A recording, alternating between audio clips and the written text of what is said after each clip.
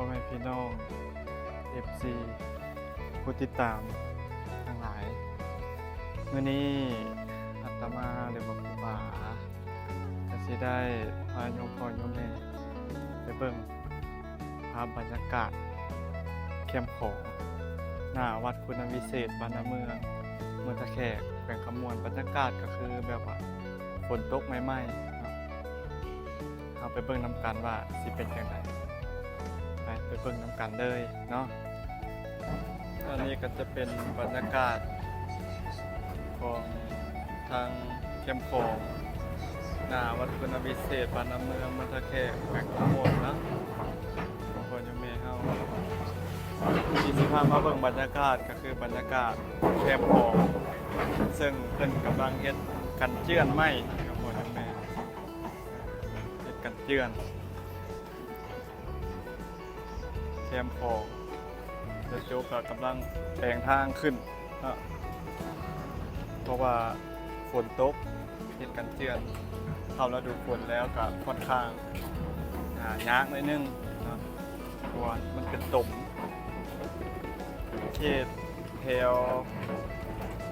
เมืองตะแขกหรือว่าเมืองอื่นๆเพื่อก็จะได้เร่งเฮ็ดกันเจือนนี่แหละกันเจือนแคมป์ของเพราะว่าถ้าบ่เฮ็ดนี่น้ำกระเซาะหลายปีเข้าไปแล้วมันก็สิเกิดให้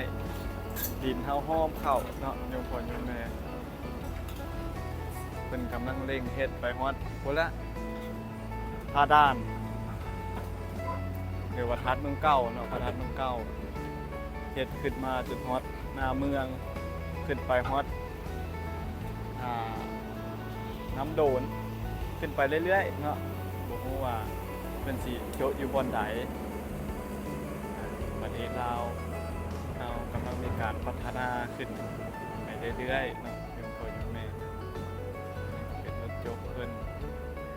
แปลงทางลงเอาดินเมื่อแปลงทางแล้วก็สิมีรถทอกเอาดินลงมาทอกอยู่นี่แล้วก็รถยกลงไปแล้วก็แปลงทาง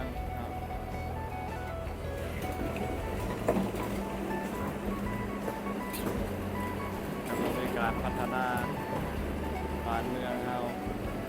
ฮอดพูนกันเจือนเฮาก็ฮอดไก่แล้วได้โยมพ่อโยมแม่ไก่แล้วฮอดบ่แม่นฮอด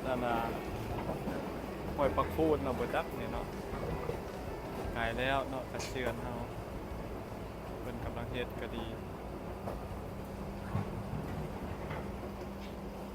บรรยากาศกับฝนตก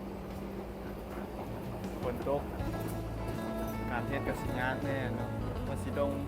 ไปถ่ายให้โยมพ่อโยมแม่เบิ่งปกติมันย่างได้เด้วัดพูดแต่ว่ามันบ่ได้แล้วฝนตกมันมีขี้ตมแล้วก็ไปบ่ได้ไว้โอกาสหน้าเนาะโยมพ่อโยมแม่ FC ผู้ที่ติดตามบรรยากาศก็ฝนตกเช้าก็ค่อนข้างส้มชื่นดีอันนี้ก็สิเป็นหัวหน้าวิชาการเพิ่นนะมาเบิ่งคุมมื้อตั้งแต่มื้อบวชจนฮอดมื้ออันนั้นมื้อสิชิกก็ยังมาเบิ่งโครงการเพิ่นแบ่งทางยก2คันพุ่นได้เพิ่นเอามากันนะอันดูดแห่ดูดทรายก็มีคือดูดแห่ดูดทราย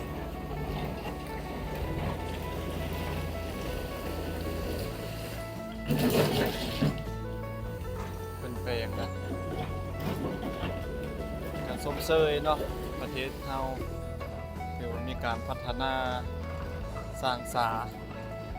ตัวใดมันยังบ่ทันจบบ่ทันงามก็มาเฮ็ดมาสร้างนะการเจือนบ่ให้ดินเฮานี่เจือนสิว่าแล้วกันตะพังเจือนหรือว่าบางที่เพิ่นอาจจะสิเฮ็ดถนนหนทางย่างกับบ่จักทางย่างเข้มของอยู่ไทยเพิ่นก็เริ่มเฮ็ดคือกันได้ฝั่งไทยเพิ่นเฮ็ดก่อนแล้วทางแถวลานพญานาคพุ่นน่ะเนาะเพิ่นเฮ็ดได้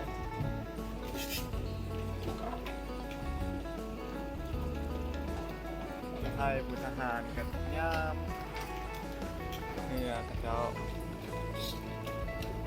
กันยามมาตะเวนอยู่ลาวเขากันไหลมองสาวมองวิถีชีวิตแบบบ้านๆนะทุกคนยังไงบ้านๆวิถีชีวิตคนมาเบิ่งเขาเฮ็ดกันเจียนก็หลายได้บ่หลายมองแน่เฮ็ดเบิ่งให้เขาเฮ็ดกันเจียนแน่กับปลาก็ขึ้นแน่ได้ทุกคนยังไงปลาก็ขึ้นแน่ปลาย้อนขึ้นทางขึ้นทางลงเขาก็ไกลจะสำเร็จแล้วเนาะปกติก็บ่ได้เป็นเท่านี้ได้โยมพ่อโยมแม่เป็นขี้ตมเลยแล้วเพิ่นเอาดินมาใส่เอาดินมาใส่อากาศบ้านๆบ้านเฮาหน้าวัดพุทธวิเศษวัดน้ำเมืองเมืองตะแคกแขวงขมวน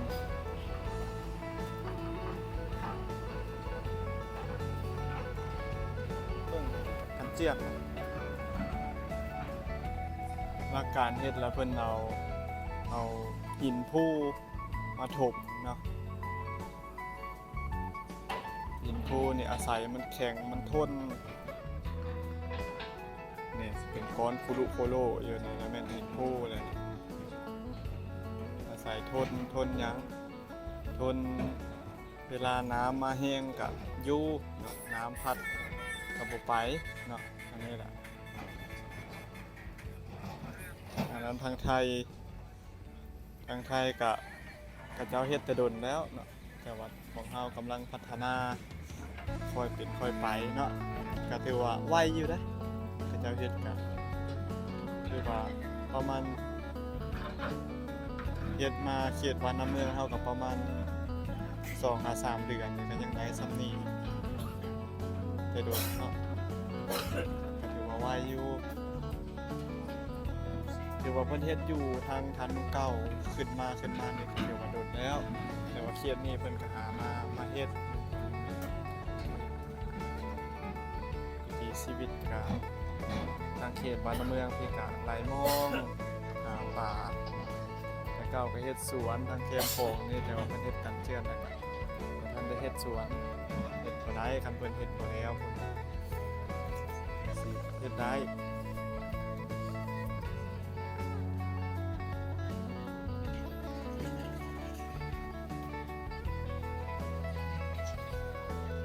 แก้วแถวนี้ก็สิเป็นสวนกระเจ้าสวนสาลี่สวนมะขั่วมะเขือเป็นมาเฮ็ดตรงนี้นะเพิ่นให้หยุดก่อนยุติก่อนมีเครื่องปลูกของพังเพิ่นก็ให้กู้ขึ้นก่อนเพื่อสะดวกสบายในการเฮ็ดนี้เฮ็ดกันเจือกนี้เนาะ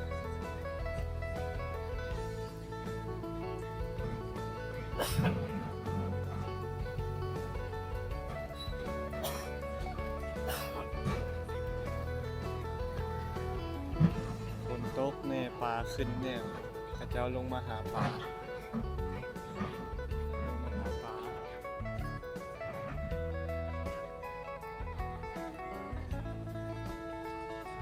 กระเจ้ากำลังแปลงเข้าห้องเขาวะจั่นบ่อันนั้นแม่นบ่เจ้าห้องจั่นบ่ฮะบ่เท่าวันแล้วยกขึ้นเยอะเด้นั่นบ่จั่นขาเนาะกำลังแปลงขาวลงใส่ป่าคือป่าใหญ่อันนี้กำลังลงไปตึกกระดุ้งในบ้านป่าขึ้นได้ยินว่าป่าขึ้นกับเจ้ากันเอากระดุ้งมาถือว่าบ้านน้ำเมืองนี่ก็เป็นบ้านหนึ่งที่ว่าอุดมสมบูรณ์ดินดำน้ำซุ่มทางแคมของกับมีปูมีปลา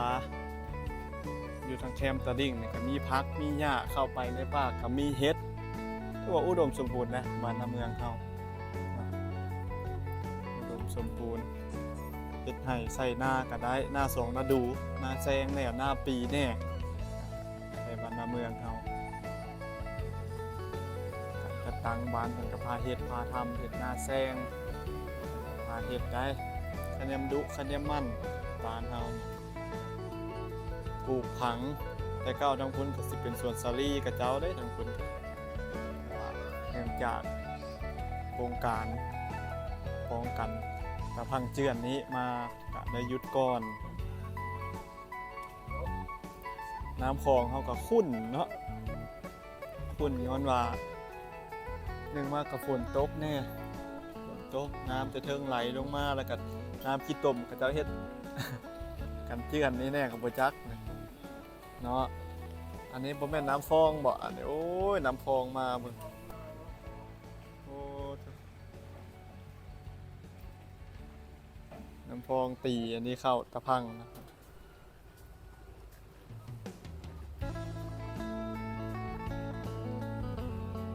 เรียกว่าธรรมชาติบ้านเฮาก็อยู่ไปแบบนี้แหละเขตทางนครพนมก็บ่ต่างหยังดอกกระเจ้าทั้งคนก็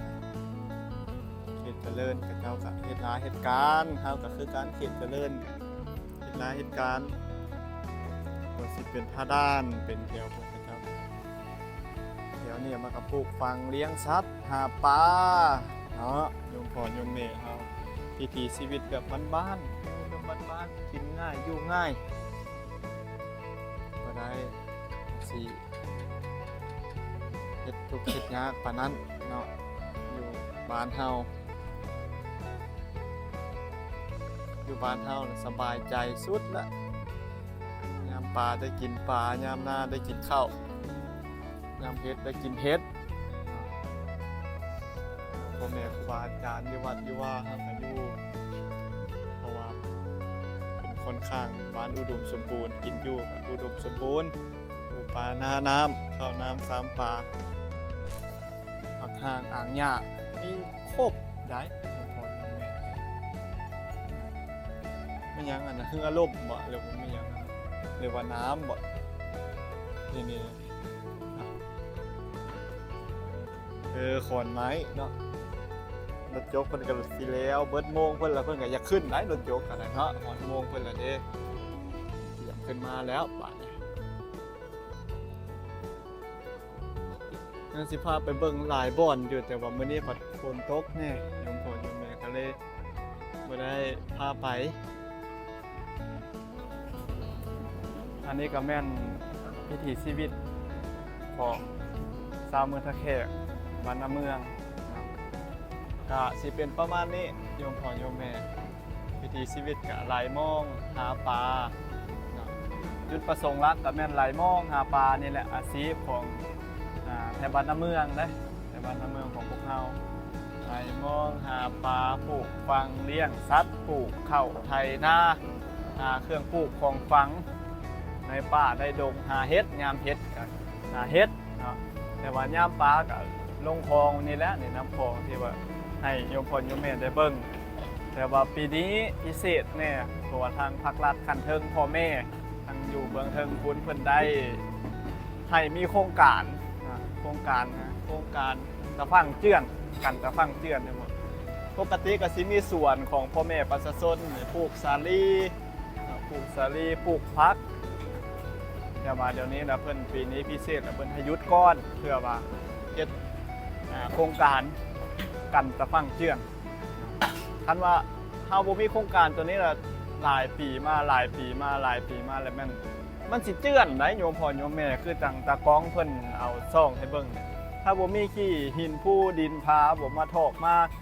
เฮ็ดตามโครงการที่เพิ่นว่าไว้เนาะเฮ็ดก็มีนักวิศวกรบ่หรือว่าผู้ฮู้เนาะเก่งด้านการเฮ็ดการปลูกสร้างปลูกฝังต่างๆเอาดินเอาหยังมาใส่เขาเจ้าก็มีความรู้เพื่อหยังเพื่อบ่ให้ดินเฮานี่เจือนเนาะจังน้อยไทยก็เจ้าเฮ็ดเบิดแล้วเฮ็ดเบิดไทยเฮ็ดเบิดมาแล้วแต่น้ำเซาะมาเนาะน้ำมันไหลไปพุ่นแล้วมัน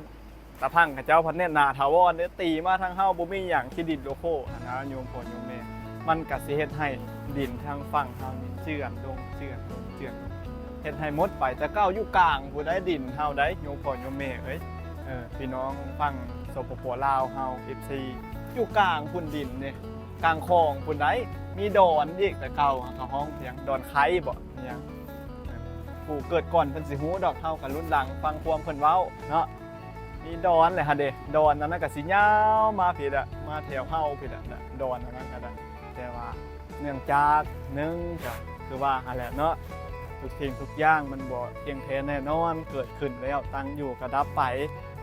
มันก็เลยมีการเปลี่ยนแปลงเนาะน้ำเซาะน้ำหยังไปหั้นนะโยมพ่อโยมแม่คันว่าเฮาเฮ็ดกันเจื้อนแต่ใดมานี่ก็คือสิบ่เป็นหยังแต่ว่าเนื่องด้วยประเทศเฮาเนาะทางรัฐบาลพันเทิงพ่อแม่พี่น้องผู้เพิ่นนำพาสร้างสาประเทศชาติบ้านเมืองเฮาทุนก็ยังบ่หลวงบ่หลายเดี๋ยวนี้เพิ่นมีทุนแล้วเพิ่นมาเฮ็ดให้เฮาเบิ่งก็ถือว่าสมเชยเนาะสาก็ดีกว่าบ่เฮ็ดถือว่าปีนี้เพิ่นเฮ็ดให้เฮาคักแน่เอาดินผู้พุ่นมาเฮ็ดก็ได้เนาะเอาวิชาการผู้ที่เก่งๆเนาะมาเพิ่นก็ยิงกล้องยิงหยังแท้จักแมตรหาจักแมตรหาจักปีหาจักปีเนี่ยเพิ่นเฮ็ดปานพุ่นได้โยมพ่อโยมแม่นี่คือทางลงนี่เพิ่นก็เอาดินผู้ดินหยังมาถมใส่เพื่อหยังเพื่อรักษาดินดอนต้นหญ้าบ่ให้มันเจื้อนบ่ให้มันสำรุผุพังไปหาแล้วเนาะป้องกันตัวนั้นเนาะโยมพ่อโยมแม่เฮานี่แหละก็ควรเฮาก็ควรรักษาน้ำเพิ่นให้ความร่วมมือผู้ใดเฮ็ดปลูกผักปลูกมีปลูกพังก่อสร้างร่วมมือน้ำเพิ่นนะเนาะสุดท้ายนี้ก็สิฝากคลิปให้โยมพ่อโยมแม่เฮาเบิ่งแต่ต้นจนจบแล้วก็ฝากกดไลค์กดแชร์กดติดตามกดความคิดเห็นเพื่อเป็นกำลังใจในการเฮ็ดคลิปต่อไปผู้ใดอยากให้ไปไสเบิ่งตัวใดอยากเห็นหยังในประเทศลาวอันนี้ก็บอกมาเนาะลูกพาไปได้ทุกที่บ่พาไปจะเทคกระบะเท่านั้นขอเจริญพร